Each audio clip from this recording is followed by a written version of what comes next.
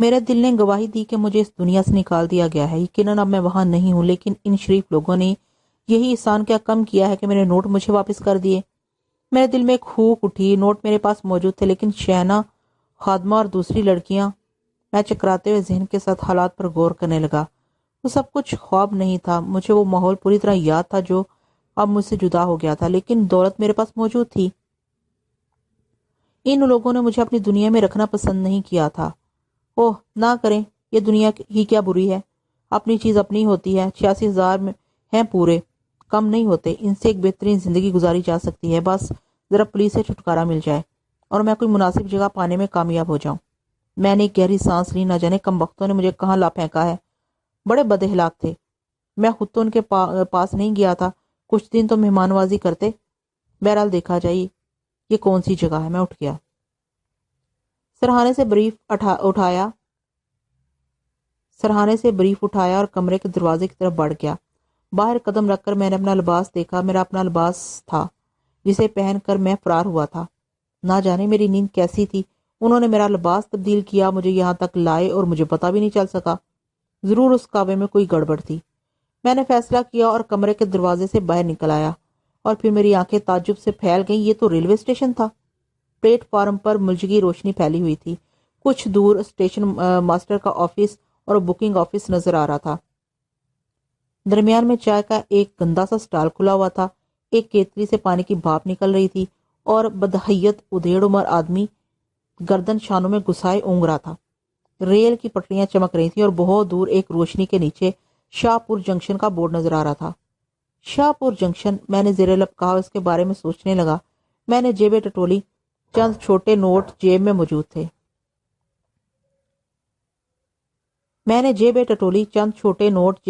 تھے۔ جو میں نے بریف سے نکالے تھے۔ میں چل کے اسٹال کی طرف بڑھا اور تھوڑی دیر کے بعد ایک گندی سی پیالی میں چائے پی رہا تھا۔ کیا بجا ہوگا؟ میں نے چائے والے سے پوچھا۔ 12:15 بجے ہیں صاحب۔ اس وقت کون سی ٹرین آئے گی؟ میل ٹرین گزرے گی صاحب، بس وہ آخری ٹرین ہے۔ اس کے بعد صبح 9 بجے سے گاڑی آنا شروع ہوں گی، چائے والے نے بتایا۔ میل کہاں جائے گی؟ میں نے پوچھا۔ اس نے شہر کا نام بتایا، جسے سن کر میں نے سکون کا سانس لیا اور میں اس ٹرین سے روانہ ہو سکتا تھا۔ میں نے چائے کے پیسے ادا کیے اور پھر بکنگ آفس کی طرف چل پڑا۔ بکنگ کلرک موٹے اوور کوٹ میں لپٹا سگریٹ پھونک رہا تھا۔ اس سردی اور رات میں مجھ جیسے آدمی کو دیکھ کر اس کے چہرے پر حیرت اور پھر ناگواری کے تاثرات ابھر آئے۔ پھر اس نے اوور کوٹ سے دوسرا ہاتھ نکالا اور قلم پکڑ لیا۔ میں نے اس سے اپنی مطلوبہ جگہ کا ٹکٹ طلب کیا اور فرسٹ کلاس کے ٹکٹ کے بارے میں سن کر وہ مؤدب ہو گیا۔ میں نے رقم پوچھی، ادا کی، ٹکٹ لیا، چل پڑا۔ ایک بار پھر چائے والے کے پاس پہنچ گیا۔ ایک کپ چائے اور دو دوست، میں نے اس سے کہا، اور پھر پوچھا سگریٹ ہوگی؟ سگریٹ تو نہیں ہے صاحب، اگر بیڑی پیئیں تو؟ اس نے اپنی جیب سے بیڑی کا بنڈل نکالتے ہوئے کہا۔ میں نے شکریہ کے ساتھ ایک بیڑی قبول کر لی۔ اس گھٹیا سی بیڑی نے بھی بہت لطف دیا۔ میں ٹرین کا انتظار کرتا رہا، چائے پیتا رہا اور چائے والے سے بیڑی مانگ مانگ کر پیتا رہا، یہاں تک کہ ٹرین آ گئی۔ میں اپنا کمپارٹمنٹ تلاش کر کے اس میں داخل ہو گیا۔ کمپارٹمنٹ میں بہت سے لوگ تھے۔ میں اپنی سیٹ پر خاموش بیٹھ گیا۔ تقریباً سبھی بے خبر سو رہے تھے۔ ٹرین یہاں چند منٹ رکی اور پھر روانہ ہو گئی۔ اسٹیشن چھوڑ دینے کے بعد میں نے گہرے گہرے سانس لیے۔ آپ میرے جیسے کسی آدمی کے بارے میں غور کر سکتے ہیں کہ میں کیسا وقت گزار رہا تھا۔ چرکے پر چرکے لگ رہے تھے۔ ایک عجیب بے یقینی کی زندگی تھی، لیکن بہرحال سب کچھ برداشت کرنا تھا اور میں برداشت کر رہا تھا۔ میں نے کمپارٹمنٹ میں بیٹھے لوگوں کا جائزہ لیا اور دیکھنے لگا کہ ان میں سے کوئی ایسا آدمی تو نہیں جو میرے لیے خطرناک ہو۔ مختلف قسم کے لوگ تھے، سب کے سب تعلیم یافتہ، کچھ خواتین بھی تھیں۔ میرے بائیں سمت سامنے کی سیٹ پر ایک نوجوان لڑکی سو رہی تھی۔ اس کے برابر ایک موٹی سی بڑی بھی اونگ رہی تھی۔ میں اس جوان لڑکی کو دیکھنے لگا جو گٹھری بنی ہوئی تھی۔ موٹی خاتون نے میری چوڑی پکڑ لی تھی، چنانچہ انہوں نے لڑکی کے بدن سے کھسک جانے والی شال اس کے اوپر کھینچ کر چہرے تک ڈھک دی اور مجھے گھورنے لگی۔ پھر جلدی سے سنبھل گیا اور ٹرین کی کرسی کی پشت سے سر ٹکا کر آنکھیں بند کر لی، لیکن بڑی بی کی خونخوار نگاہیں اب بھی میری پیشانی میں چبھ رہی تھی۔ میں دل میں ان بڑی بی پر لعنت بھیجتا رہا۔ کیا میں کھائے جا رہا تھا ان کی صاحبزادی کو؟ تنگ دل کہیں کی، خود جوانی میں عیش کیے ہوں گے، سینکڑوں نگاہوں کا مرکز رہی ہوں گی، بوسوں کو تڑپایا ہوگا، اور اب میں نے آنکھیں کھول کر انہیں دیکھا، وہ ابھی میری طرف نگراں تھی۔ میں نے ان سے نگاہیں چار کی۔ پہلے تو مجھے ججری آ گئی، پھر غصہ، پھر انتقاماً میں بھی انہیں گھورنے لگا۔ میرے ذہن میں شرارت ابھر آئی تھی، چنانچہ میں نے نگاہوں کا غصہ دور کیا اور میٹھی نظروں سے بڑی بی کو گھورنے لگا۔ وہ اب بھی مجھے دیکھے جا رہی تھی، لیکن پھر ان کے چہرے کے تاثرات بدلے، ان میں حیرت پیدا ہو گئی۔ انہوں نے ادھر ادھر دیکھا، لیکن میں نے مسلسل گھور رہا تھا۔ نہ صرف انہیں بلکہ میری نگاہیں ان کے موٹے اور تھلتھلے جسم پر بھی پھسل رہی تھی، اور بڑی بی کے چہرے پر شرم کے تاثرات پھیل گئے۔ انہوں نے جلدی سے لڑکی کے جسم سے شال کھینچ کر اپنے جسم پر ڈالی، پھر برابر میں اونگتے ہوئے بڑے میاں کے جسم کو ٹہوکے دینے لگی۔ کیا بات ہے، کیا بات ہے؟ بڑے میاں نیند سے چونک کر بولے اور الوؤں کی طرح آنکھیں پھاڑنے لگے۔ میں نے پھر آنکھیں بند کر لی، لیکن میرے کان انہی کی طرف لگے ہوئے تھے۔ بڑی بی نے منہ سے کچھ نہ کہا، لیکن میں نے آنکھوں کی جھری سے دیکھا وہ بڑے میاں کو ٹہوکے دے کر میری طرف اشارے کر رہی تھی۔ بڑے میاں نے کڑی نگاہوں سے مجھے دیکھا، پھر بڑی بی کی طرف۔ میں دل ہی دل میں ہنس رہا تھا۔ اب بڑی بی کو لڑکی کی بجائے اپنی فکر تھی۔ میں نے پھر لڑکی کی طرف دیکھا، وہ کچھ اور گٹھری بن گئی تھی، لیکن اس کی نیند ٹوٹی نہیں تھی۔ کافی دیر تک میں ان لوگوں سے لطف اندوز ہوتا رہا۔ ان بڑے میاں اور بڑی بی کی نیند اڑ گئی تھی۔ بڑے میاں نے ایک کمبل سے لڑکی کو خوب ڈھک دیا اور میں ایک ٹھنڈی سانس لے کر رہ گیا۔ اب میری توجہ ان لوگوں سے طرف سے ہٹ گئی تھی، اور ایک بار پھر شائنہ میرے خیالوں میں رینگ آئی۔ او، ایک خواب تھا، ایک فریب تھا۔ مجھے سب کچھ بھول جانا چاہیے۔ میں جو قدم اٹھا بیٹھا ہوں اس پر غور کرنا چاہیے۔ دل چاہا دوسری گاڑی سے واپس اپنے شہر پہنچ جاؤں اور بریف کیس حشمت سیٹھ کے قدموں میں رکھ کر اپنے گناہ کی معافی مانگ لوں۔ یقیناً سیٹھ حشمت اپنی رقم پا کر پلے نہیں سمائے گا۔ ممکن ہے وہ مجھے معاف بھی کر دے، لیکن اس خیال پر میں نے خود کو لعنت ملامت کی۔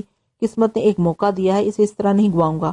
دنیا بہت وسیع ہے، کیا وہ ایک انسان کو روپوش نہ کر سکے گی؟ اور مجھے بھی زندگی گزارنے کا حق ہے، جس طرح زرینہ کو اختر بیگ سے شادی کرنے کا حق ہے۔ اور ان تمام خیالات سے چھٹکارا پانے کا واحد طریقہ یہ تھا کہ میں سونے کی کوشش کروں۔ چنانچہ میں سونے کی کوشش کرنے لگا، اور نہ جانے کب اس کوشش میں کامیاب ہو ہی گیا۔ اس وقت دن کا نہ جانے کیا بجا تھا جب میری آنکھ کھل گئی اور کمپارٹمنٹ کے تمام مسافر جاگ اٹھے۔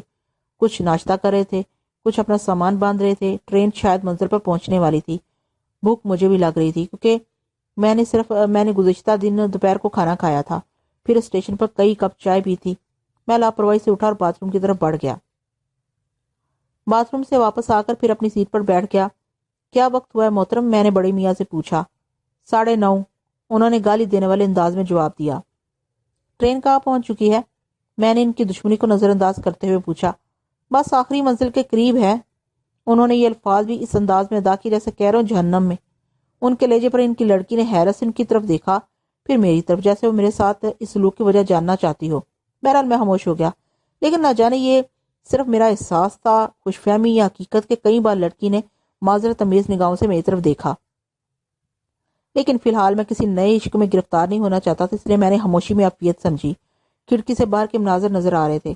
پھر لڑکی اٹھ کر باتھ روم کی طرف گئی اور میں اس کی خوبصورت چال کا نظارہ کرتا رہا۔ میں نے بڑے میاں اور بڑی بی کی کڑی نگاہوں کو نظر انداز کر دیا تھا۔ تھوڑی دیر کے بعد لڑکی باہر نکل آئی۔ میں غلط نہیں کہہ رہا، اس نے مسکرا کر میری طرف دیکھا تھا۔ میرا ذہن پھر بھٹکنے لگا۔ میں نے سوچا کیوں نہ اسٹیشن سے باہر نکل کے اس کا تعاقب کروں، لیکن پھر عقل نے سمجھایا کسی کو دشمن بنانے سے کیا فائدہ، سیدھی طرح اپنے مستقبل کی فکر کروں۔ میں پھر سنبھل گیا۔ باہر ملوں کی دھواں اگلتی چمنیاں نظر آ رہی تھیں، اکا دکا مکانات بھی نظر آنے لگے تھے۔ پھر گاڑی شہر میں داخل ہو گئی اور بڑے میاں اپنا سامان درست کرنے لگے۔ دوسرے لوگ بھی منزل پر پہنچنے کی تیاری میں مشغول ہو گئے۔ بلاخر ٹرین رک گئی اور مسافر کھڑے ہو گئے۔ بہت سے کلی اندر گھس آئے اور بڑے میاں نے سامان بتانے لگے۔ میں نے بھی اپنا بریف کیس اٹھایا اور اس وقت اتفاق سے لڑکی میرے بالکل قریب آ گئی، لیکن بہت جلد مجھے احساس ہو گیا کہ وہ اتفاق نہیں تھا۔ لڑکی جان بوجھ کر میرے پاس آئی تھی۔ بڑی بی اور بڑے میاں سامان کی طرف متوجہ تھے کہ لڑکی نے سفید کاغذ کا ایک پرزہ میری طرف بڑھا دیا اور میں دھک سے رہ گیا۔ اس نے پھرتی سے پرزہ میرے ہاتھ میں تھمایا اور تیز سے آگے بڑھ گئی۔ یا خدا، یہ لڑکیاں میرا پیچھا بھی چھوڑیں گی بھی یا نہیں؟ مجھ سے عشق کریں گی اور کسی دوسرے سے شادی کر لیں گی؟ کیا میں بالکل گدھا ہوں؟ بہرحال میں پرزہ مٹھی میں دبائے باہر نکل آیا۔ میں نے اس خاندان کی طرف دیکھنے کی کوشش بھی نہیں کی تھی۔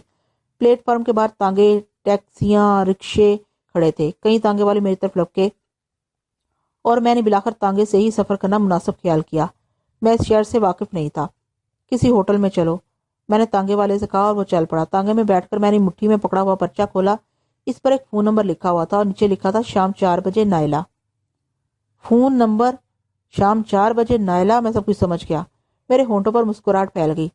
ٹانگا ٹک ٹک کرتا دوڑتا جا رہا تھا اور میں حسین خیالوں میں کھو گیا۔ لڑکی بھی بری نہیں تھی۔ سب سے بڑی بات یہ تھی کہ میری دسترس سے دور نہیں تھی۔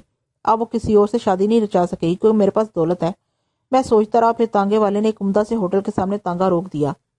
یہ اچھا ہوٹل ہے صاحب، اس نے بتایا۔ در حقیقت ہوٹل کی عمارت باہر سے کافی خوبصورت تھی، حالانکہ یہ میرے پروگرام کے خلاف تھا، لیکن اب تک کون سا کام میری مرضی کے مطابق ہوا تھا؟ چنانچہ میں ہوٹل میں داخل ہو گیا۔ ایسے ہوٹل میں کبھی قیام نہیں کیا تھا، لیکن ان کے آداب سے واقف تھا۔ میں نے کاؤنٹر پر پہنچ کر ایک کمرہ طلب کیا، اپنا نام فضل الہی لکھا اور پیشہ تجارت، مقصد بھی تجارت لکھا۔ پھر ایک پورٹر کے ساتھ کمرے میں پہنچ گیا۔ بڑا نفیس اور آرام دہ کمرہ تھا۔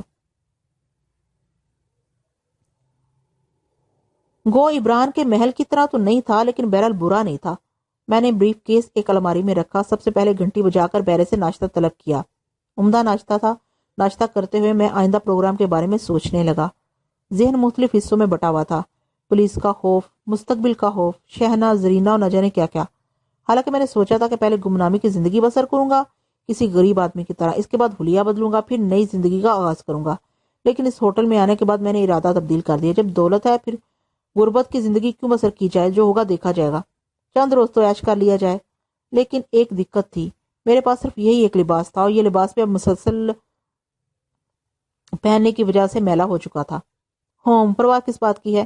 ریڈی میڈ ملبوسات کی دکانیں کہاں نہیں ہوتی۔ تھوڑی دیر آرام کرنے کے بعد نکلوں گا، کچھ لباس اور اس ضرورت کی دوسری چیزیں خریدوں گا، اور پھر شام کو 4 بجے نائلہ کے خیال سے میرا دل دھڑکنے لگا۔ قسمت تو بری نہیں ہے، لیکن نہ جانے گھپلا کیوں ہو جاتا ہے۔ کوئی لڑکی ایسی نہ تھی جو میری تیرے نظر کا شکار نہ ہوئی ہو، پھر یہ تیرے نظر درد جگر کیوں ہو جاتا ہے؟ میں اپنی جگہ سے اٹھ کر باتھ روم میں چلا گیا، لباس اتارا اور جسم سے مہک آنے لگی۔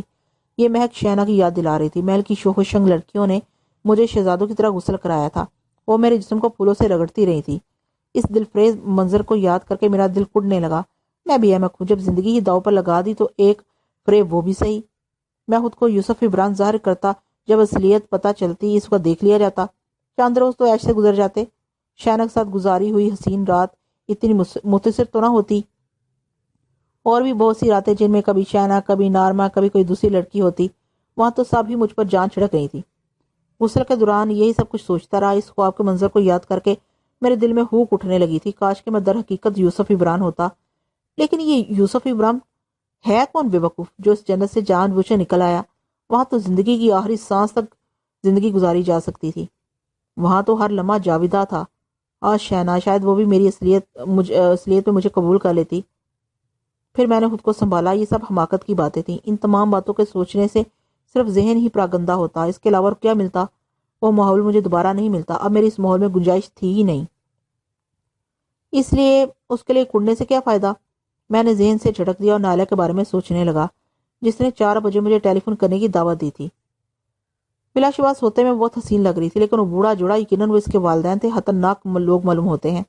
اور پھر میں ان بڑی بی کے ساتھ بھی شرارت کر چکا تھا، اگر معاملات آگے بڑھ جاتے ہیں تو مجھے قبول کریں گی بھی یا نہیں؟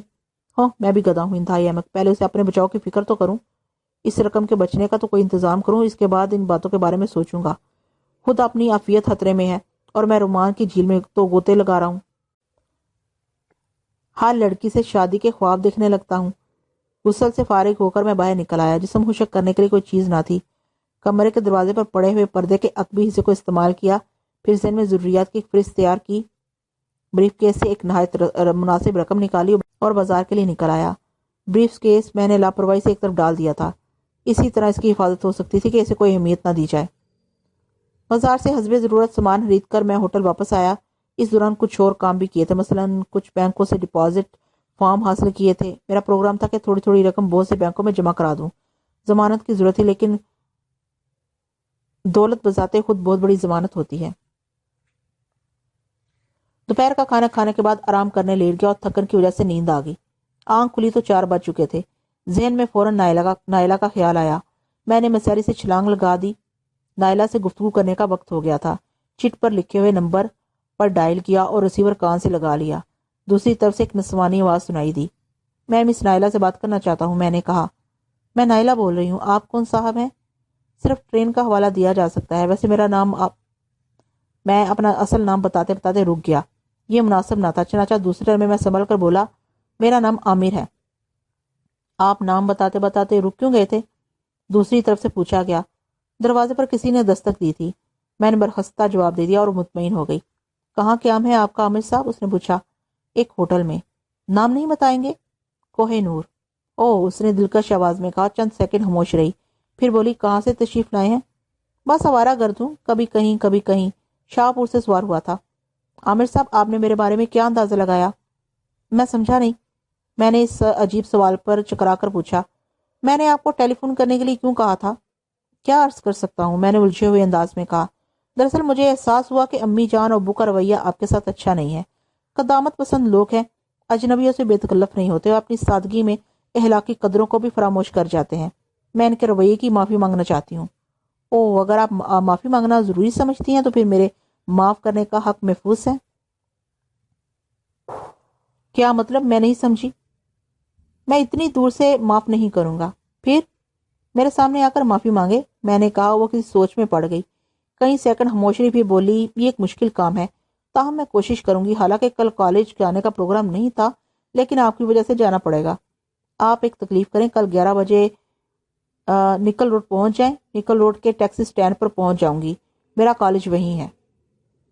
بہت بہتر، میں چشمے برا رہوں گا، میں نے کہا۔ اب آپ سے معافی مانگنا بھی ضروری ہے۔ بہت بہت شکریہ، میں نے مسترد دباتے ہوئے کہا۔ پھر تھوڑی سی رسمی گفتگو کے بعد فون بند کر دیا گیا۔ وقتی طور پر میں شہنا کو بھول گیا اور نائلہ میرے حواس پر چھا گئی۔ کیسی حسین آواز ہے! اس کے دلکش حد و خالو میری نگاہوں میں گھومنے لگے اور میں مستقبل کے پروگرام بنانے لگا۔ میں نے فیصلہ کیا کہ نائلہ کو بتاؤں گا کہ بڑی دنیا میں تنہا ہوں، کھاتا پیتا آدمی ہوں، ابھی تک لاوالی زندگی گزار رہا ہوں۔ اس کے خاندان میں مجھے سہارا مل جائے تو مقصد حیات مل جائے۔ بلا شبہ نائلہ کا شریف خاندان ہے، اس کے ساتھ حسین زندگی گزرے گی۔ اور رات بھی میں نے نائلہ کے خوابوں میں گزاری۔ شانہ کی جھلکیاں ذہن سے محو نہ ہو سکی تھیں، لیکن وہ تو اب ایک بھولا ہوا خواب تھی، اسے دہرانے سے کیا فائدہ؟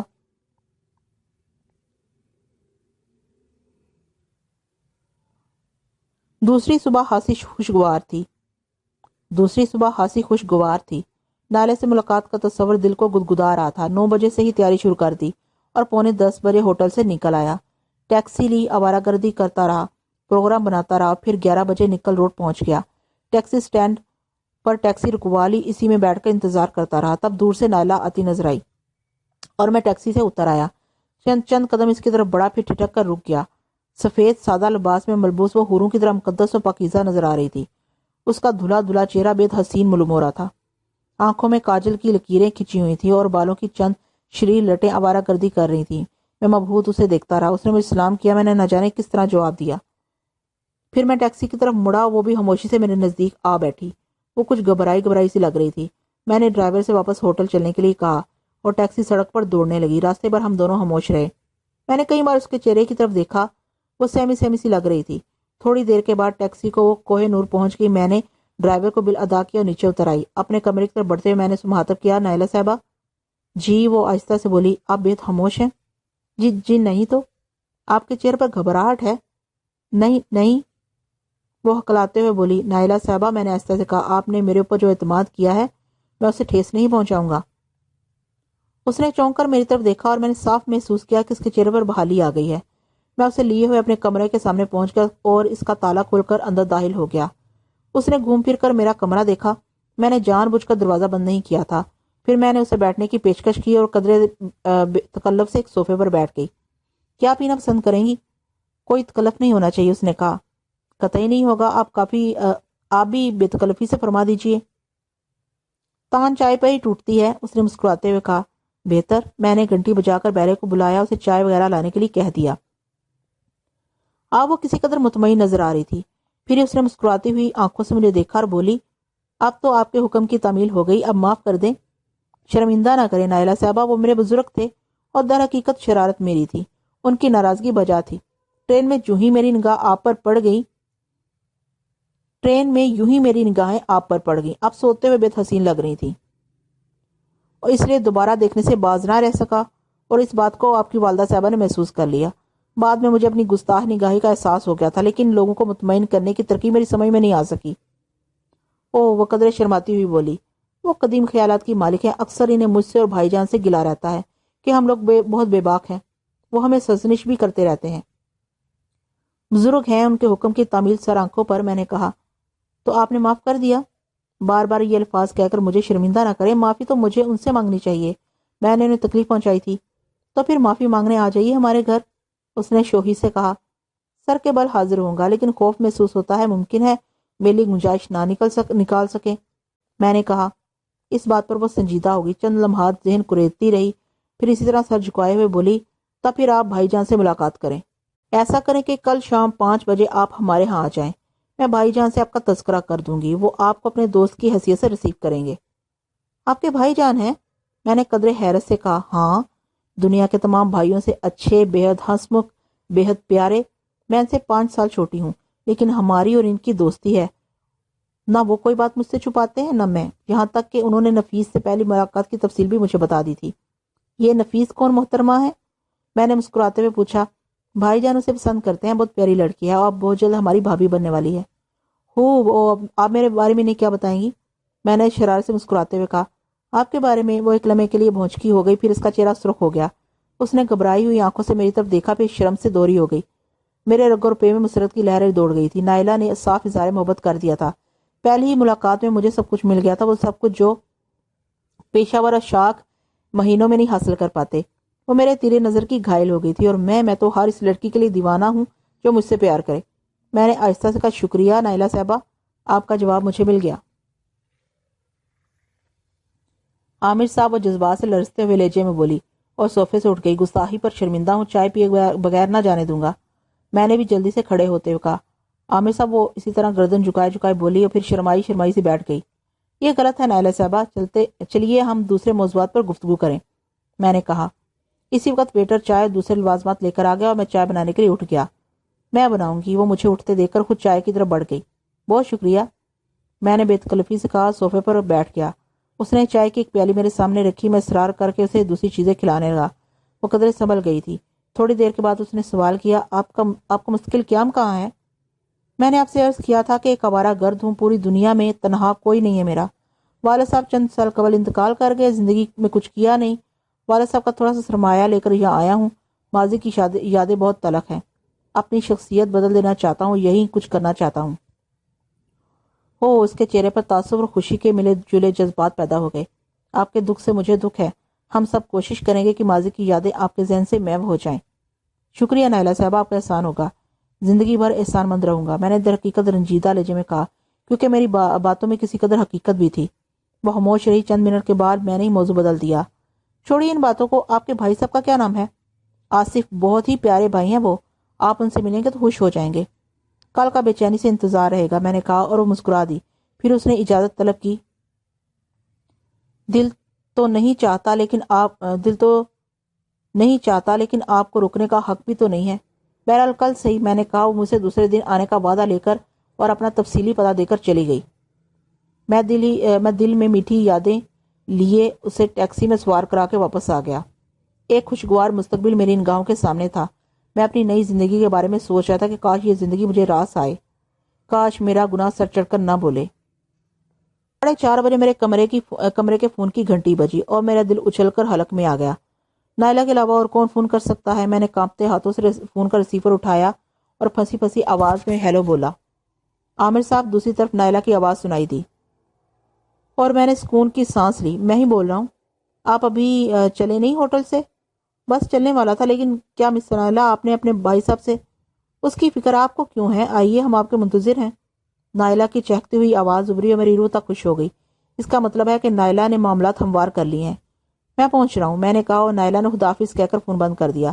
پھر میں نے جلدی لباس تبدیل کیا، بال ایک خاص انداز سے سنوارے اور نوک پلک سے درست کر کے ہوٹل سے نیچے اتر آیا۔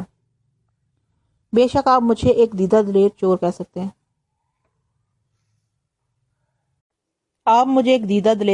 سکتے ہیں۔ میں ڈاکہ مارنے کے بعد شادی رچانے کے خواب دیکھ رہا تھا اور عشق میں مبتلا ہو کر موت کو بھول گیا تھا۔ ٹیکسی میں بیٹھ کر میں نائلہ کے بتائے ہوئے بتے پر چل پڑا۔ تھوڑی دیر کے بعد ٹیکسی ایک خوبصورت بنگلے کے سامنے پہنچ گئی۔ میں نے بنگلے کی شان دیکھ کر ایک گہری سانس لی۔ گو میری سسرال والے بھی معمولی حیثیت کے لوگ نہیں ہیں۔ بہرحال وہ لوگ بھی کیا یاد کریں گے، کوئی لکھ پتی داماد ملا تھا۔ ٹیکسی کا بل ادا کر کے میں گیٹ سے اندر داخل ہو گیا۔ مین گیٹ پر میں نے نائلہ کو منتظر پایا۔ اس کی محبت کا دل سے قائل ہو گیا۔ مجھے دیکھ کر اس کے ہونٹوں پر مسرت بھری مسکراہٹ دوڑ گئی۔ اس نے اندر رخ کر کے کسی کو آواز دی اور ایک دراز قامت خوبصورت نوجوان اس کے قریب پہنچ گیا۔ وہ بہت اسمارٹ تھا، اس کے خد و خال نائلہ سے ملتے جلتے تھے۔ اس نے مسکرا کر میرا استقبال کیا، آگے بڑھ کر گرم جوشی سے مجھ سے مصافحہ کیا۔ میرا نام آصف ہے، آپ میرے پرانے دوست ہیں، اس نے کہا۔ شکریہ آصف صاحب، میں نے قدرے شرماتے ہوئے کہا۔ نائلہ نے بھی مجھے سلام کیا تھا۔ میں نے محسوس کیا کہ آصف مجھے بہت غور سے دیکھ رہا تھا۔ ظاہر ہے کیوں نہ دیکھتا، جہاں دیدہ انسان ہے، ہونے والے بہنوئی کی شخصیت سے پوری طرح واقف ہونا چاہتا ہے، میں نے دل میں سوچا اور چہرے پر مسکینیت طاری کر لی۔ دونوں مجھے لیے ہوئے ایک خوبصورت ڈرائنگ روم میں داخل ہو گئے اور پھر آصف نے مجھ سے بیٹھنے کی استدعا کی۔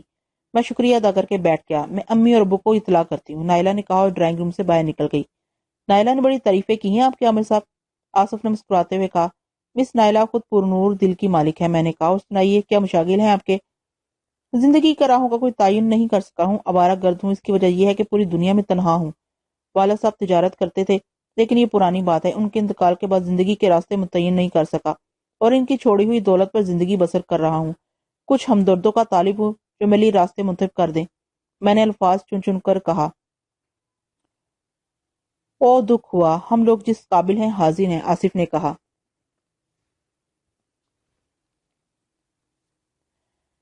ہمدردی کے الفاظ سن کر دل رو پڑتا ہے، محبتوں کی تلاش ہے، میں نے بھرائی ہوئی آواز میں کہا۔ وہ مجھے غور سے دیکھنے لگا۔ چند منٹ خاموشی رہی، پھر اس نے کہا، ویسے آپ کہاں سے تشریف لائے ہیں؟ چند ہفتوں سے شہر کی گہما گہمی سے اکتا کر ایک چھوٹے سے قصبے میں مقیم تھا۔ اس قصبے کا نام شاہپور ہے۔ ہاں، شاہپور سے آیا ہوں۔ خوب، آصف نے گردن ہلاتے ہوئے کہا۔ اسی وقت بڑی بی اور بڑے میاں اندر آ گئے تھے۔ انہوں نے میرے سلام کا جواب بھی نہیں دیا تھا اور میرے حواس گم ہوئے جا رہے تھے، وہ دونوں ہی مجھے گھور رہے تھے۔ آپ انہیں پہچان گئی امی؟ یہ میرے پرانے دوست عامر ہیں، بڑے شریر اور زندہ دل انسان ہیں، آصف نے کہکا لگاتے ہوئے کہا۔ پرانے دوست؟ بڑے میاں چونک کر بولے۔ ہاں ابو، ہم اسکول کے زمانے کے ساتھی ہیں، آصف نے بدستور مسکراتے ہوئے کہا۔ کیا یہ صاحبزادے حال ہی میں کہیں سے آئے ہیں؟ بڑے میاں نے آنکھیں مل مار کر مجھے غور سے دیکھتے ہوئے کہا۔ شاہپور سے آئے ہوں محترم، اسی کمپارٹمنٹ میں جس میں آپ حضرات تشریف لا رہے تھے، میں نے خود ہی کہا۔ او، بڑے میاں نے گہری سانس لی۔ برا مت ماننا آصف میاں، تمہارے دوست کوئی شریف انسان ہے۔ بڑی بی نے ناک بھو چڑھاتے ہوئے کہا۔ کیوں امی، کیا ہوا؟ آصف نے حیرت سے پوچھا۔ کمپارٹمنٹ میں انہوں نے کسی شرافت کا ثبوت نہیں دیا تھا۔ امی، میں اسے جانتا ہوں، اس نے ضرور کوئی شرارت کی ہوگی، ایک منٹ سکون سے نہیں بیٹھ سکتا۔ مگر ہوا کیا تھا؟ آصف نے ہنستے ہوئے کہا۔ کیا ہوا تھا بتاؤ جی، بڑی بی نے بڑے میاں کے کونی مارتے ہوئے کہا۔ ہیں، کیا ہوا تھا یہ تو مجھے معلوم نہیں، بڑی میاں چونک کر بولے۔ آپ کو غلط فہمی ہوئی ہوگی امی جان، میں سخت پیاسا تھا، آپ جاگ رہی تھی، میرا دل چاہا آپ سے پوچھوں کہ پانی ہے یا نہیں، اس لیے بار بار میں آپ کی طرف دیکھ رہا تھا، لیکن پانی مانگنے کی ہمت نہ ہوئی۔ ہیں سادہ لو، بڑی بی بھی چونک پڑی۔ ہوا کیا تھا امی؟ ارے کچھ نہیں، بس میری ہی عقل ماری گئی تھی، دراصل رات کا وقت تھا، میں ڈر گئی تھی، بڑی بی نے کہا۔ میں نے دل میں خدا کا شکر ادا کیا، در حقیقت وہ بیچارے کیا بتا سکتے تھے، میں نے کوئی ایسی حرکت تو کی نہیں تھی جو الفاظ میں لائی جا سکے۔ آصف پھر ہنس پڑا۔ بڑے میاں اور بڑی بھی دل کے صاف ہو گئے تھے، میری خوب خاطر مدارت ہوئی۔ آصف در حقیقت گریٹ تھا۔ اس کے بعد میں ہوٹل واپس آ گیا۔ رات بھر میں مستقبل کے سہانے خواب میں کھویا رہا۔ کل دن میں 11 بجے تک آپ سے ملاقات کروں گا، عامر صاحب میرا انتظار کریں۔ سر آنکھوں پر، میں نے مسکراتے ہوئے کہا۔ دل میں حسین چٹکیاں لیے نائلہ کی الوداعی مسکراہٹ سمیٹے میں واپس چل پڑا۔ ٹیکسی نے مجھے ہوٹل پہنچا دیا، میری خوشیوں کا کوئی ٹھکانہ نہیں تھا۔ 10:30 بجے کے قریب میرے کمرے کے دروازے پر کسی نے دستک دی اور میں چونک پڑا۔ ممکن ہے آصف ہو، حالانکہ اس نے 11 بجے آنے کا وعدہ کیا تھا۔ میں نے جلدی سے اٹھ کر دروازہ کھول دیا۔ آصف ہی تھا، لیکن جس انداز میں تھا اسے دیکھ کر میری گھگی بند گئی، آنکھوں کے نیچے اندھیرا چھا گیا، قدم لڑکھڑانے لگے، دل اچھل کر حرک میں آ گیا۔ میں اندھوں کی طرح سے گھورتا رہا۔ اندر آ سکتا ہوں؟ آصف نے مسکراتے ہوئے کہا۔ نہ جانے کیسے میں نے خود کو سنبھالا، میں راستے سے ہٹ گیا اور آصف اندر آ گیا۔ وہ پولیس انسپکٹر کی وردی میں خوب جچ رہا تھا۔ آپ کو میرے اس لباس پر حیرت ہوئی شاید؟ ہاں، میں نے بھرائی ہوئی آواز میں کہا۔ او، نائلہ نے آپ کو یہ نہیں بتایا کہ میں یہاں مقامی پولیس انسپکٹر ہوں؟ نہیں، میں نے کہا، میں آپ کو نہیں بتا سکتا کہ میں نے کس طرح خود کو سنبھالا۔ اتفاق سے، آصف نے صوفے پر ڈٹے ہوئے کہا۔ میں بھی مرے مرے قدموں سے ایک صوفے کی طرف بڑھ گیا۔ ڈیوٹی پر تھا، دفتر سے سیدھا آ رہا ہوں، آپ سے وعدہ کیا تھا نا، وہ لاپرواہی سے بولا اور میں گردن ہلانے لگا۔ آپ مجھے دیکھ کر کچھ خوفزدہ ہو گئے؟ وہ مسکراتے ہوئے بولا۔ بچپن ہی سے پولیس والوں سے ڈرتا ہوں۔ میں نے نہ جانے کہاں سے کھینچ کھانچ کر ایک پھیکی سی مسکراہٹ اپنے ہونٹوں پر پیدا کی۔ ہر شریف آدمی کو ڈرنا چاہیے، پھر آپ تو ذات شریف ہیں، اس نے کہا۔ میں خواہ ہنسنے لگا۔ بہت وقت ہو گیا، اب کچھ کام کی باتیں ہو جانی چاہیے۔ کام کی باتیں؟ میرا دل لرز اٹھا، لیکن میں نے ایک بار پھر اپنی بزدلی پر لعنت بھیجی۔ ممکن ہے وہ میری اور نائلہ کی زندگی کے بارے میں کچھ کہنا چاہتا ہو، اور ایک جوان بہن کا بے تکلف بھائی ہے۔ ضرور، میں نے بھی سنبھالا لیتے ہوئے کہا۔ نائرہ سے آپ کی ملاقات ٹرین میں ہی ہوئی تھی؟ ہاں، بہت مختصر وقت میں آپ نے اسے اس قدر متاثر کر دیا؟ مس نائلہ بہت نیک دل خاتون ہے، میں نے شرماتے ہوئے کہا۔ ہاں، وہ بہت معصوم ہے اور آپ اسی قدر ذلیل۔ اس کا لہجہ بدل گیا، میں بلا شبہ صوفے سے 1 فٹ اونچا اچھل پڑا۔ میں منہ پھاڑے اس کی شکل دیکھ رہا تھا۔ میں کل ہی آپ کی شکل دیکھ کر چونکا تھا مسٹر عارف، لیکن وہ تصدیق کر لینا چاہتا تھا۔ آج میں نے اس شہر سے آئی ہوئی رپورٹ کا فائل نکلوایا، اس میں آپ کی تصویر دیکھی، پوری طرح اطمینان کر لینے کے بعد یہاں آیا ہوں۔ میرے پورے بدن کا لہو خشک ہو گیا تھا۔ آپ اپنی فرم سے 86,000 کا کیش اڑا کر فرار ہوئے ہیں، پورے ملک میں آپ کی تلاش جاری ہے، ہر شہر میں آپ کی تصویر رپورٹ بھیج دی گئی ہے، آپ کی فائل میرے پاس موجود ہے، کیا پیش کروں؟ اس نے سوال کیا۔ میں بھلا اس سوال کا کیا جواب دیتا؟ میرا دل چاہا کہ اٹھ کر بھاگ جاؤں، لیکن بدن میں اتنی سکت نہ تھی کہ ہل بھی سکتا، بھاگنا تو درکنار۔ مجھے افسوس ہے کہ بے وقوف نائلہ آپ سے متاثر ہو گئی، مجھے دکھ ہے اس کا نازک دل ٹوٹ جائے گا، لیکن آپ کی حقیقت معلوم ہونے کے بعد وہ آپ پر نفرت سے تھوک دے گی۔ کمینے مجرم، تم میری بہن کو ورگلا کر اپنے جال میں پھانس رہے تھے، میرا دل چاہ رہا کہ تمہیں گولی مار دوں۔ اس کی آنکھیں سرخ ہو گئی، میں صوفے پر لیٹ گیا، میرے دل کی دھڑکنیں بند ہوئی جا رہی تھی، پورا کمرہ میری آنکھوں کے سامنے گھوم رہا تھا۔ رقم کہاں ہے؟ اس نے کڑک کر پوچھا۔ بریف کیس میں نے کانپتے ہوئے کہا۔ کہاں ہے بریف کیس؟ وہ کھڑا ہو گیا۔ پلنگ کے نیچے، میں ڈوبتی ہوئی آواز میں بولا۔ اس نے اپنا سروس پستول نکالا اور اس کا رخ میری طرف کر دیا۔ اگر ہلنے کی کوشش کی تو گولی مار دوں گا، وہ گرج دار آواز میں بولا، پھر پستول سے مجھے اشارہ کرتے ہوئے کھڑے ہو جاؤ، اور میں صوفے کا سہارا لے کر کھڑا ہو گیا۔ اگر اس کے ہاتھ میں پستول نہ ہوتا تو یقین ہے میں کبھی کھڑا نہیں ہو سکتا تھا۔ چلو بریف کیس نکالو، اس نے پستول سے اشارہ کرتے ہوئے کہا۔ اور میں پلنگ کے نیچے گھس گیا۔ میں نے بریف کیس اس کے سامنے سرکا دیا، لیکن خود میرا دل پلنگ کے نیچے سے نکلنے کو نہیں چاہ رہا تھا۔ باہر آؤ، اور پھر اسی انداز میں بولا، اور چاروں نچار مجھے کمزور پناہ گاہ چھوڑنی پڑی۔ میں کھڑا ہو گیا اور وہ مجھے گرفتار کر کے تھانے میں لے آیا۔ جواب دو، اور کہاں کہاں کیس کیے ہیں؟ کبھی پکڑے گئے ہو یا نہیں؟ میں مجرم نہیں ہوں انسپیکٹر صاحب، میں مجرم نہیں ہوں، میں رو پڑا۔ مجرم زرینا ہے، جس نے مجھے ٹھکرا کر اختر بیگ سے شادی کر لی، صرف اس لیے کہ مجھے 350 روپے تنخواہ ملتی تھی، اور اسے 1100 روپے۔ میں نے یہ رقم صرف اس لیے حاصل کی تھی کہ کسی پرسکون گوشے میں پرسکون زندگی گزار سکوں۔ میں نے روتے ہوئے بتایا۔ کیا نام لیا؟ اختر بیگ، یہ کون ہے؟ اس نے فائل کے اوراق الٹتے ہوئے کہا۔ حشمت برادرز کا اکاؤنٹنٹ، میں نے جواب دیا۔ اس نے گردن لائی۔ ہاں، تمہاری جگہ وہی تھانے میں بند ہے، اس نے کہا، اور اس ہفتاد میں پہلی بار میرے دل میں خوشی کی ایک لہر پیدا ہو گئی۔ اختر بیگ تھانے میں بند ہے؟ اس کی شادی کی تاریخ نکل گئی؟ مجھے اس خبر سے بہت خوشی ہوئی۔ اصل مجرم تو وہی دونوں ہیں انسپیکٹر صاحب، انہوں نے ہی مجھے اس کام کے لیے مجبور کیا تھا۔ اچھا، تو تم کسی زرینہ سے بھی عشق لڑا چکے ہو؟ میری بہن کو بھی دھوکہ دے رہے تھے؟ مجھے بے وقوف نائلہ پر بھی غصہ ہے، اس کے دل نے تمہیں کیسے قبول کیا؟ اگر یہ اس شہر کی پولیس کا معاملہ نہ ہوتا تو مردود میں تمہیں جہنم میں دھکیل دیتا، کم سے کم 10 سال کی سزا کراتا۔ انسپیکٹر آصف نے دانت پیستے ہوئے کہا۔ اس پر میری اپیل کا کوئی اثر نہ ہوا تھا، اس پر میری داستانے غم کا کوئی رد عمل نہ ہوا تھا، اس کے رویے میں کوئی لچک نہیں آئی تھی۔ اس کے بعد مجھے کچھ کہنے کی ہمت نہیں ہوئی۔ تھوڑی دیر کے بعد ایک سب انسپیکٹر اندر آ گیا، اس نے سلوٹ مارا، بولا، مجرم کو ہیڈ کوارٹر طلب کیا گیا جناب۔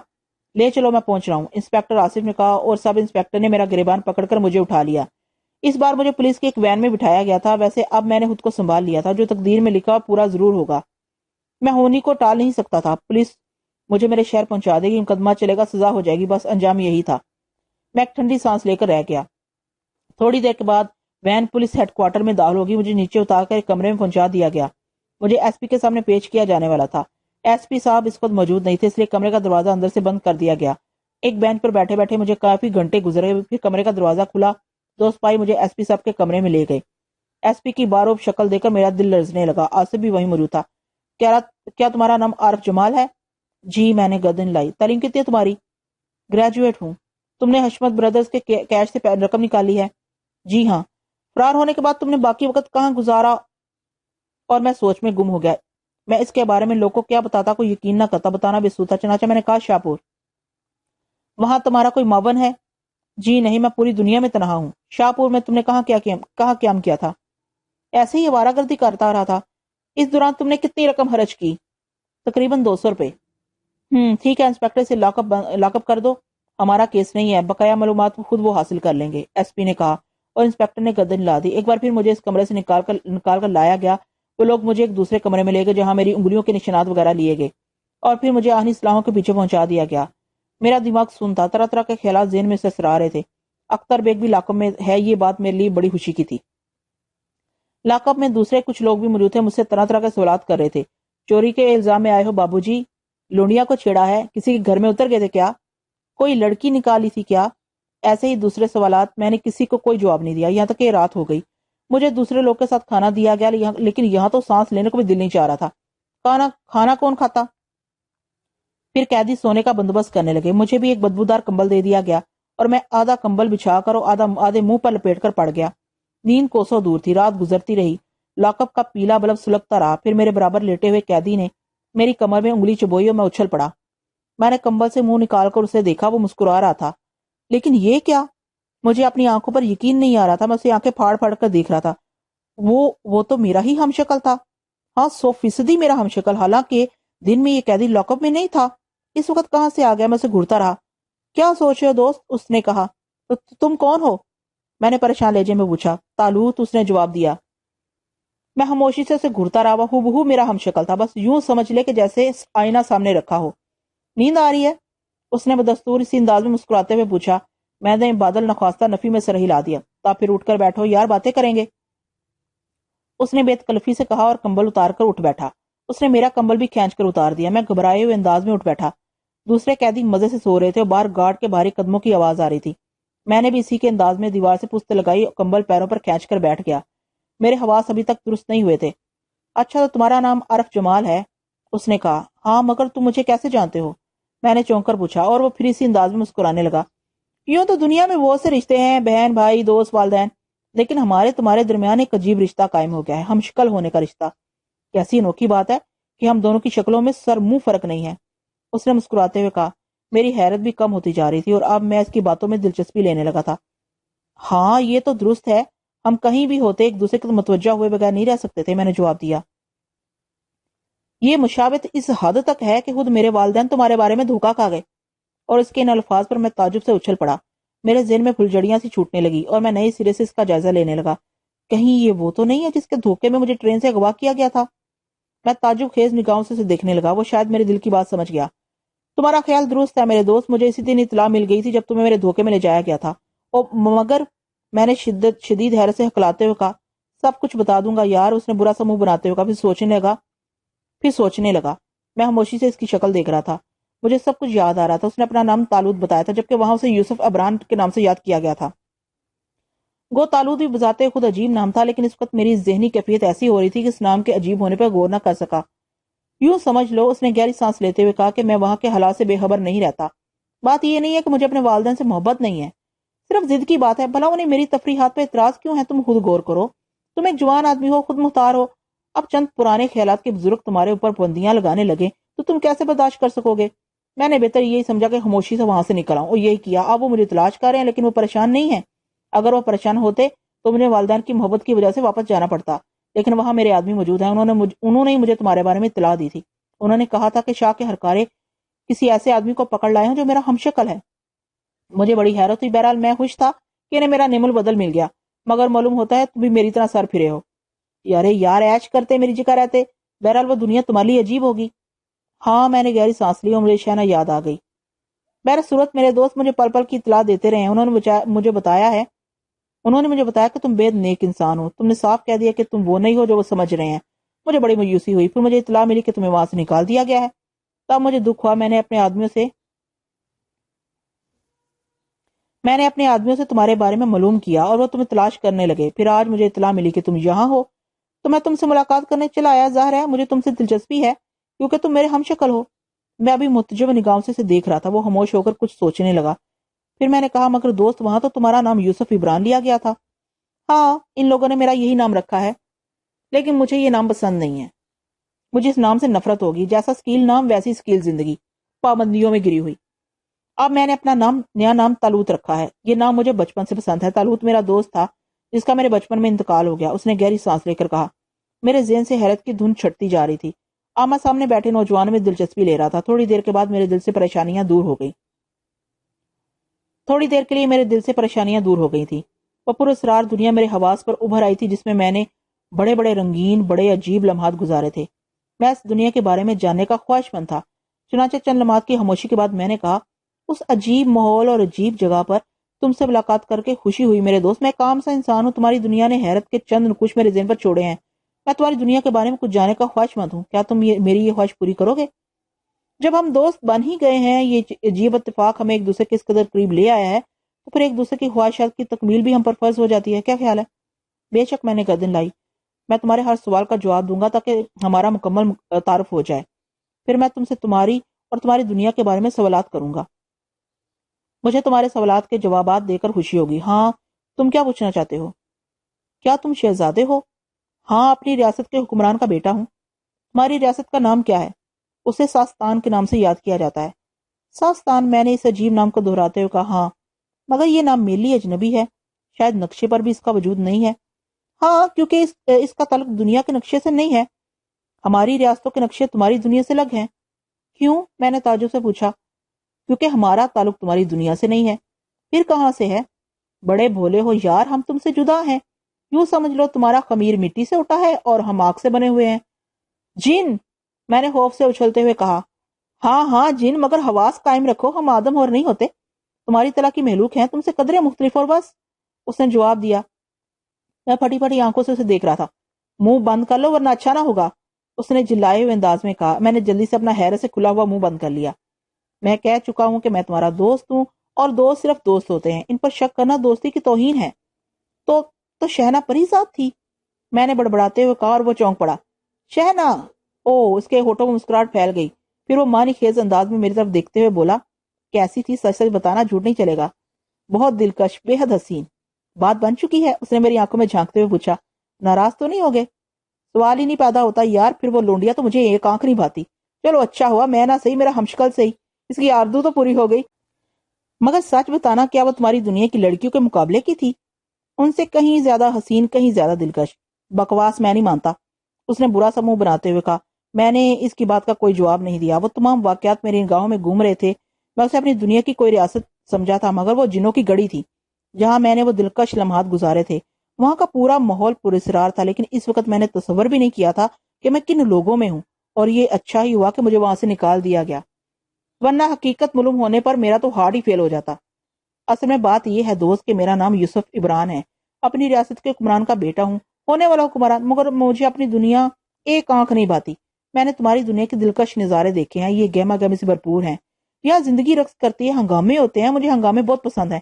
اس کے برعکس میری دنیا جہاں اطاعت ہی اطاعت ہے، نیکیاں ہی نیکیاں ہیں. ایک جمود طاری ہے اس دنیا پر، ایک لگی بندی زندگی. ہنگامے نہیں ہے، ہر چیز کا حصول آسان ہے. ایک نکاح اٹھا دو، ہر چیز حاضر. نہ کوئی تگو دو، نہ کوئی جدوجہد. بھلا وہ بھی کوئی زندگی ہے؟ میں تمہاری دلکش دنیا کا ہمیشہ سے دل دادا تھا. کئی بار میں نے اس دنیا میں آنے کی اجازت مانگی لیکن نہ ملی. تب میں ایک رات خاموشی سے فرار ہو گیا. میں تمہاری دنیا دیکھنا چاہتا تھا، اس کی دلچسپیوں سے لطف اندوز ہونا چاہتا تھا. یہاں انوکھا پن ہے، نت نئے لوگ ہیں، سرکش، باغی، ہونہار، مقابلے پر آنے والے. ان لوگوں کے درمیان زندگی بہت حسین ہے. مجھے اپنی دنیا سے آئے ہوئے صرف چند روز ہوئے ہیں. میں یہاں سے ناواقف ہوں. ابھی تک میں نے صرف خود کو پوشیدہ رکھنے کی جدوجہد کی ہے. اب میں اس دنیا کو دیکھنا چاہتا ہوں. مجھے ایک دوست کی ضرورت ہے، ایک قابل اعتماد دوست جو میرے ساتھ رہے، مجھے اپنی دنیا سے پوری طرح روشناس کرائے. اور ہی وہ شرمائے انداز میں ہنسا. میں یہاں کی لڑکیوں سے عشق کرنا چاہتا ہوں. یہ ہے میری زندگی کی تفصیل. بس اس کے بارے میں مزید سوالات کرو گے کیونکہ وہ سب فضول ہوں گے. کافی ہے، میں نے گہری سانس لیتے ہوئے کہا. اصل میں دوست یہ فطرت کی بے چینی ہے، تبدیلی کی خواہش انسانی فطرت کا جز ہے. زندگی تحریک کا نام ہے. میں تم سے متفق ہوں. مجھے تمہاری دنیا پسند آئی تھی، اس لیے یہ دنیا دکھ کی گھڑی ہے جو تمہاری دلکش ہے. بہرحال مجھے خوشی ہے کہ تم جیسا دوست مل گیا. میں بھی خوش ہوں. اب تم مجھے اپنے بارے میں بتاؤ، اس نے کہا. تم میرے نام سے تو واقف ہو. پوری دنیا میں تنہا ہوں اور دنیا کی عورت کی بے وفائی کا شکار ہوں. میں نے زرینہ، انجیلا، حشمت سیٹھ اور اب تک کی زندگی کے مختصر واقعات اسے سنائے. وہ پوری دلچسپی سے میری کہانی سن رہا تھا. اس کی آنکھوں میں ایک پرسرار چمک رقصاں تھی. میں اپنی کہانی سنا کر خاموش ہو گیا. بے حد دلکش، بے حد حسین، زندگی سے بھرپور. وہ میرے خاموش ہونے کے بعد ایک گہری سانس لے کر بولا اور میں اسے تعجب سے دیکھنے لگا. ویسی بے تکی زندگی کو حسین کہہ رہا تھا جس میں پریشانیوں اور دکھوں کے سوا کچھ نہ تھا. تم اس دنیا کے حسن سے نہ واقف ہو میرے دوست، جبکہ مجھے تمہاری اس زندگی کے تصور سے ہی لطف محسوس ہو رہا ہے. اس نے کہا. پھر کہا. میں جل گیا. ہاں، کل جب یہ پولیس والے میری رگوں سے خون نچوڑیں گے تب مجھے معلوم ہوگا. وہ منظر بھی تمہاری دلکش اور زندگی سے بھرپور ہوگا. مجال ہے کسی کی، اس نے غصے سے آنکھیں نکالتے ہوئے کہا. تو میرے دوست ہو، کس کی ہمت ہے میرے دوست کو کوئی تکلیف دے سکے؟ رقم پولیس کو مل گیا، اسے اور کیا چاہیے؟ اگر تمہاری ریاست کا یہی قانون ہے تو کاش میں بھی اسی ریاست میں پیدا ہوتا، میں نے کہا۔ جانے تو یار، یہ تمہارا کچھ نہیں بگاڑ سکیں گے، یہ میرا وعدہ ہے۔ ہاں یہ بتاؤ، کیا تم میری دوستی قبول کر لو گے؟ کیا تم مجھے اپنی دنیا کی سیر کراؤ گے؟ میں جیل کی سیر کرنے جا رہا ہوں، وہاں سے اگر زندہ بچ سکا نا، پھر وعدہ کرتا ہوں تمہارے ساتھ جہاں کہو گے چلوں گا، اور اگر تم سرے سے جیل میں نہ جاؤ تو؟ اب یہ ممکن نہیں ہے، میں رقم کے ساتھ پکڑا گیا ہوں۔ پھر وہی؟ وہ پیشانی پر ہاتھ مار کر بولا، کیا تم چاہتے ہو میں تمہیں گرفتار کرنے والوں کو تمہارے سامنے لا کر مرغا بنا دوں؟ اگر تم یہ کر سکتے ہو تو یہاں سے نکلنے کی کوئی ترکیب ہی کرو، میں نے کہا۔ کمال ہے، میرے لیے کون سی بڑی بات ہے، میں جس طرح یہاں آیا ہوں نکل بھی سکتا ہوں۔ اور میں چونک پڑا۔ ہاں یہ تو درست ہی ہے، میں نے سوچا، دن میں تو وہ یہاں نہیں تھا، لیکن اب رات میں پرسرار طور پر یہاں موجود ہے۔ میرے چہرے پر سرخی آ گئی۔ تو کیا تم یہاں سے نکال سکتے ہو؟ کیوں نہیں، میں ابھی اسی وقت تمہیں یہاں سے لے چلوں گا۔ ابھی تو رات ہو چکی ہے، لیکن جائیں گے کہاں؟ کسی ہوٹل میں، کسی بھی عمدہ سی جگہ، میں نے امید بھرے لہجے میں کہا۔ ہاں یہ ٹھیک ہے، ویسے یہ جگہ بھی بری نہیں ہے، یہاں نیا پن ہے، کچھ انوکھی سی جگہ ہے۔ فضول باتیں مت کرو یار، میری جان پر بنی ہو تم۔ اچھا ناراض مت ہو، اٹھو، اس نے کہا۔ تالا لگا ہوا ہے بھائی، میں نے لاک اپ کے دروازے کی طرف اشارہ کر کے کہا۔ ممکن ہے تم ان سلاخوں سے گزر سکو، لیکن میرے لیے تو یہ ممکن نہیں ہے۔ سب کچھ ممکن ہو جائے گا، اس نے کہا۔ پھر اس نے سیٹی بجانے والے انداز میں ہونٹ سی کوڑے اور سانس اندر کھینچنے لگا۔ میں حیرت سے اس کی حرکت دیکھ رہا تھا۔ میں نے ڈیوٹی پر موجود گارڈ کو سلاخوں کی طرف آتے دیکھا، لیکن اس کے آنے کا انداز ایسا لگ رہا تھا جیسے وہ تیز آندھی کے جھکڑوں کے ساتھ کھینچا چلا رہا ہو۔ وہ عجیب سے انداز میں ہاتھ پاؤں مار رہا تھا، قدم جمانے کی کوشش کر رہا تھا۔ پھر وہ سلاخوں اور دروازے سے ٹکرایا اور تالوت نے سلاخ سے ہاتھ نکال کر اس کی گردن پکڑ لی۔ گارڈ کے منہ سے ایک آواز نکل گئی، لیکن تالوت نے دوسرے ہاتھ سے اس کا منہ بھینچ لیا۔ پھر اس نے سپاہی کی گردن چھوڑی اور اس کے لباس میں تالے کی چابی ٹٹولنے لگا۔ چابی نکال کر اس نے ہاتھ بڑھایا، اس کا ہاتھ کافی لمبا ہو گیا، جس سے اس نے اطمینان سے تالا کھول لیا۔ پھر چابی دوبارہ گارڈ کے لباس میں رکھ کر اس نے دروازہ کھولا اور جھک کر دونوں ہاتھوں سے مجھے باہر چلنے کا اشارہ کیا۔ اس کے ہونٹوں پر شریر سی مسکراہٹ تھی۔ میں آنکھیں پھاڑے سے دیکھ رہا تھا۔ چنانچہ اس نے دانت پیس کر میری آنکھوں پر ہاتھ رکھا اور میری گردن پکڑ کر مجھے باہر دھکیل دیا۔ میں گرتے گرتے بچا اور سنبھل کر خوفزدہ نظروں سے چاروں طرف دیکھا۔ میرے خیال میں یہاں دوسرے گارڈ بھی موجود ہوں گے اور لاک اپ سے فرار ہونے والے کو گولی بھی ماری جا سکتی ہے، لیکن یہ کیا؟ میں پولیس ہیڈ آفس کی عمارت میں تو تھا ہی نہیں۔ نہ جانے یہ کون سی جگہ تھی۔ سامنے ہی ایک چوڑی سڑک نظر آ رہی تھی جس پر دور تک لیمپ پوسٹ لگے ہوئے تھے اور دور دور تک سناٹے کا راج تھا۔ تالوت میرے برابر موجود تھا۔ میں نے تمہیں اپنے بارے میں سب کچھ بتا دیا ہے، اس لیے بات بات پر حیرت سے آنکھیں مت پھاڑا کرو۔ تمہارے کھلے ہوئے منہ کو دیکھ کر مجھے غصہ آنے لگتا ہے، اس نے کہا۔ مگر یہ کون سی جگہ ہے؟ وہاں سے تقریباً 1 میل دور ہے جہاں تم بند تھے، اس نے جواب دیا۔ اوہ، میں نے گہری سانس لی۔ یہ 1 میل کا سفر صرف اس دوران طے ہوا تھا جب تم نے میری آنکھوں پر ہاتھ رکھا تھا؟ میں چند قدم لڑکھایا تھا۔ چند لمحاتوں میں حیران اور خوفزدہ رہا۔ پھر میرے دل کے طریق گوشوں میں مسرت کی ایک لہر اٹھی کہ ایک ایسی ہستی کا دوست بن گیا تھا جو مافوق الفطرت تھی، وہ سب کچھ کر سکتی تھی۔ مجھے ایک بہت بڑا سہارا مل گیا تھا۔ چنانچہ اب میرے چہرے پر حقیقی خوشی ابھر آئی۔ تم بے حد عظیم ہو میرے دوست، مجھے تمہاری دوستی پر فخر ہے، میں نے کہا۔ تب پھر وعدہ کرو میری ہر بات پر حیرت کا اظہار نہیں کرو گے۔ وعدہ، میں نے اس کے ہاتھ کو گرم جوشی سے تھامتے ہوئے کہا، مسکرانے لگا۔ پھر بولا، اب یہ بتاؤ رات کہاں گزاری جائے؟ تمہاری دنیا کے آداب بھی تو مجھے معلوم نہیں۔ ایک بات بتاؤ۔ ہاں پوچھو۔ کیا تم دولت بھی مہیا کر سکتے ہو؟ کیوں نہیں، کیا چاہیے؟ اس نے پوچھا۔ تھوڑی سی کرنسی، کچھ سامان کی فہرست بتاؤ بھائی، 1-2 سوٹ کیس، ہم دونوں کے کچھ لباس جدید دنیا کے مطابق۔ راسم، اس نے بائی سمت رخ کر کے کسی کو آواز دی۔ میں چونکوں سے دیکھنے لگا۔ پھر تاریکی سے ایک دبلا پتلا آدمی نمودار ہو گیا۔ اس نے ڈھیلا ڈھالا لباس پہنا ہوا تھا۔